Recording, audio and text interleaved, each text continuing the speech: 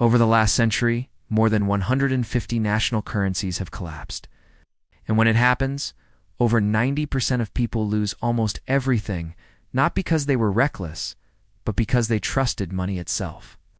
Currency collapse doesn't look like movies. There's no single dramatic moment. There's a slow mathematical breakdown, and history shows it follows the same pattern every time. Once you understand this pattern, you stop asking if currencies fail and start asking what actually survives when they do.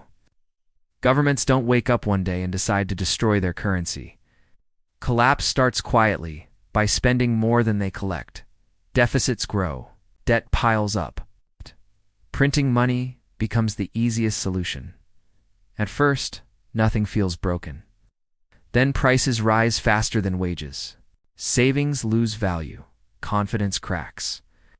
People don't need economists to tell them what's happening. They feel it at the grocery store. Then comes the turning point. People stop trusting the currency and start escaping it. This exact sequence played out in Weimar, Germany, Zimbabwe, Venezuela, Lebanon, and dozens of others. Different countries, different excuses. Same math. The first asset that consistently survives currency collapse is precious metals. Gold and silver don't rely on trust in governments or central banks. They can't be printed. They can't be inflated away. In Weimar Germany, gold preserved purchasing power while wages became worthless. In Zimbabwe, gold could still buy food when trillion-dollar notes couldn't. In Venezuela, gold quietly became a parallel store of value. Gold isn't designed to make you rich. It's designed to stop you from becoming poor. That's why whenever currencies weaken, gold demand spikes not because people are greedy, but because they're afraid. The second asset that survives is foreign hard currency. If your domestic currency collapses, holding a stable foreign currency is almost full protection. In Lebanon, people who held US dollars outside the banking system preserved their wealth. Those who trusted local banks lost access to their money and over 90% of its real value. When confidence disappears, money becomes political. Withdrawals get limited. Transfers get frozen. Rules change overnight. Foreign currency isn't speculation. It's an exit door. That's why many collapsed economies eventually abandon their own money entirely and adopt another country's currency.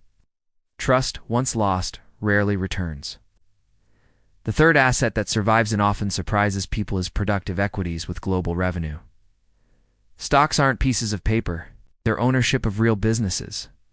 During inflation and devaluation, stock prices often explode upward in local currency terms. Not because companies improved, but because the currency collapsed. But here's the crucial distinction. Companies that depend only on the local economy suffer. Companies that earn foreign revenue often thrive. If a company earns dollars but pays costs in a collapsing currency, its real profitability can increase dramatically.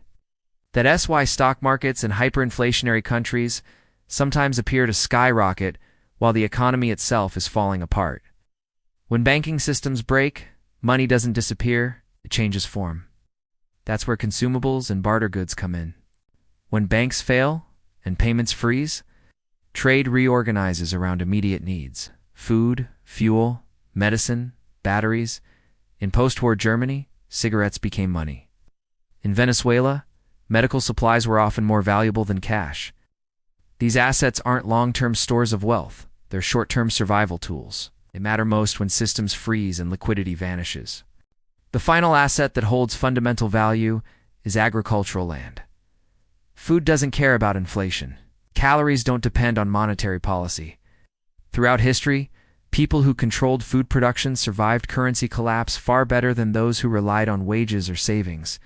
But land is not risk-free. It's a liquid. It can be taxed heavily. And in extreme cases, it can be seized.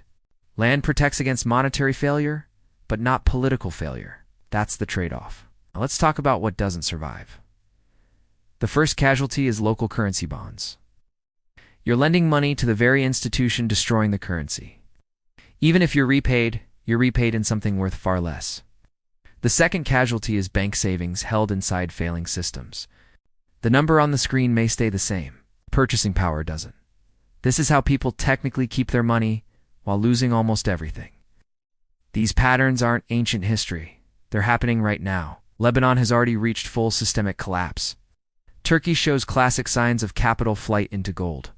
Multiple countries face withdrawal restrictions and unofficial devaluations. Even major reserve currencies carry long-term risks. Every global reserve currency in history has eventually lost that status. The British pound did.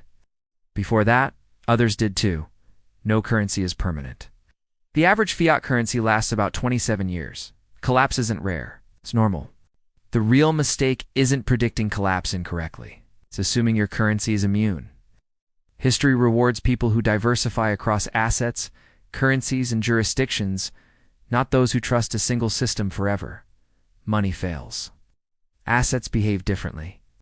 And knowing which ones survive is the difference between panic and preparation.